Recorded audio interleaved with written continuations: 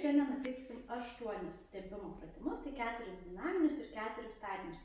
Pradėsim nuo dinaminių, juos kartokite 10-15 kartų. Tai pirmas mūsų pratimas būtų atsistokite kojoms pečių plotyje, suglauskite delnus ir atverkite pilnai kiek eina. Suglauskite ir atverkite.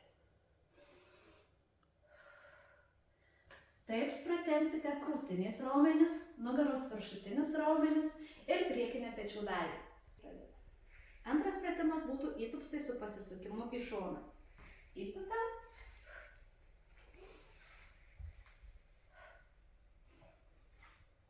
Iškvėp. Taip pratempsite šlaunies keturgalvius, klubo lenkiamuosius, sėdmens ir pilvo įstrižinius raumenis. Sekantis pratimas bus kelių kėlimas prieš save.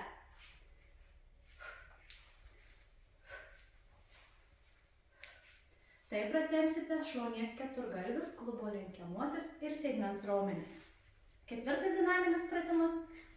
Atsiklaupkite ant 4, pakelkite dubenį, nugarą tiesi ir tarsi menant dviratį kulnis spauskite prie žemės.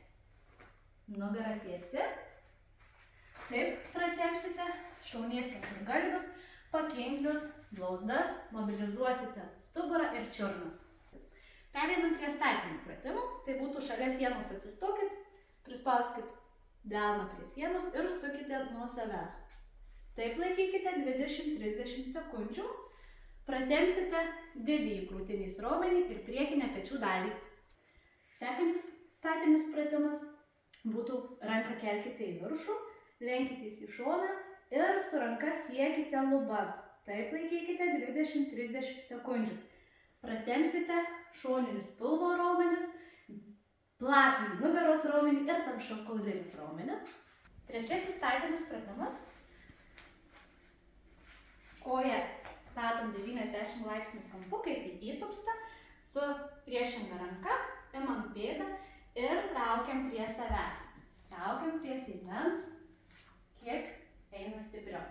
Taip pratempsime klubo lenkiamuosius ir šlaunies keturgalvį raumenį. Ketvirtas statinis pratimas. Pirščiukai į viršų ir lenkiamės į priekį.